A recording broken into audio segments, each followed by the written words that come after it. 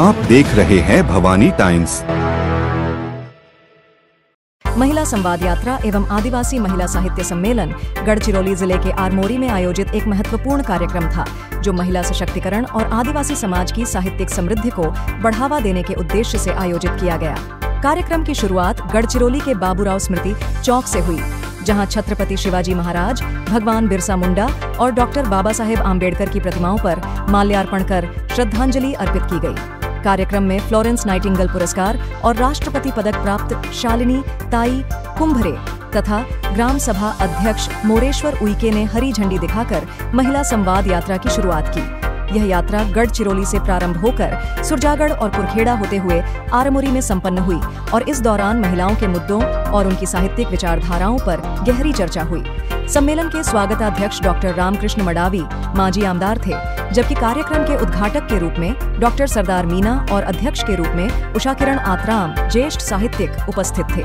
इस अवसर पर कुसुमताई अलाम और प्रमुख अतिथि के रूप में माननीय रामदास मसराम, आमदार आनंदराव गेडाम, माजी आमदार सहित अन्य गणमान्य व्यक्ति भी मौजूद थे।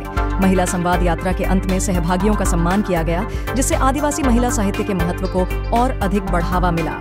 इस आयोजन ने न केवल महिलाओं के अधिकारों और सशक्तिकरण पर ध्यान केंद्रित किया, बल्कि आदिवासी समाज की सांस्कृतिक और साहित्यिक धरोहर को भी उजागर किया। देशामध्ये कधी नव्हे ते महिलांवरती अन्याय आणि अत्याचारामध्ये वाढ झालेली आहे आणि विशेषतः आदिवासी भागामध्ये खूप जास्त प्रमाणामध्ये वाढ झाल्याचं दिसते अन्याय आणि शोषणामध्ये। तर 2014 नंतर जेव्हा आम्ही पाहतो देशामध्ये हे वातावरण अतिशय घातक असं वातावरण आहे आणि म्हणून मी स्वतः 2016ला देशामध्ये 10 राज्यांचा दौरा केला आणि त्या ठिकाणी आदिवासी महिलांची स्थिती पाहिली। त्यावेळेला ती अतिशय वाईट अशी स्थिती होती। याचं कारण असं होतं की आदिवासी बहुल भागामध्ये जल जंगल जमीन म्हणजे खनिज आहे, ज्या ठिकाणी खनिज आणि नैसर्गिक संसाधन आहे त्या ठिकाणी महिलांवरती फार मोठा हिंसाचार होत आहे, उत्पीडन होत आहे, अन्याय आणि अत्याचार सुरू आहे आणि त्यामुळे महिला सुरक्षित कशा राहतील, महिला जर सुरक्षित नाही राहत तर समाज कसा सुरक्षित राहणार आहे हा प्रश्न निर्माण झाला आणि म्हणून या निमित्ताने महिलांशी सुसंवाद घालावा आणि महिलांचे काही मनामध्ये आहे ते काढून घ्यावं, त्यांच्या मनात काय आहे त्यांना बोलतं करावं, म्हणून ही यावेळेला आपण संवाद यात्रा काढलेली आहे। देशाला स्वातंत्र्य मिळून 75 वर्ष उलटलेले आहेत आणि या 75 वर्षानंतरही आदिवासी महिला जे आहेत ते जे समस्या आहेत ते समस्यांचा उपाय अजूनही झालेला नाही। आमच्या गडचिरोली जिल्ह्यात जर विचार केला, मी गडचिरोली जिल्ह्यातीलच असल्यामुळे मी जेव्हा दौरा करतो गडचिरोली जिल्ह्याचा, तेव्हा महिलांचे जे अनेक जे समस्या आहेत, त्यांचे प्रश्न आहेत, त्यांच्या ज्या अडीअडचणी आहेत त्या अजूनही 75 वर्षानंतरही ते पूर्ण झालेले नाहीत।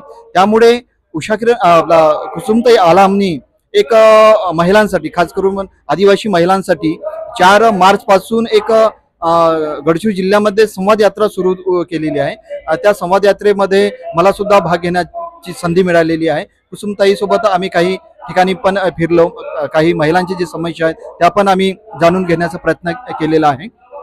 तर जे महिला आहेत आदिवासी महिला गडचिरोली जिल्ह्यातील, तर वेगवेगळ्या समस्या आहेत, कुपोषणाचा समस्या आहे, शिक्षणाची समस्या आहेत, पुन्हा कौटुंबिक जे समस्या आहेत ते पण समस्या आहेत।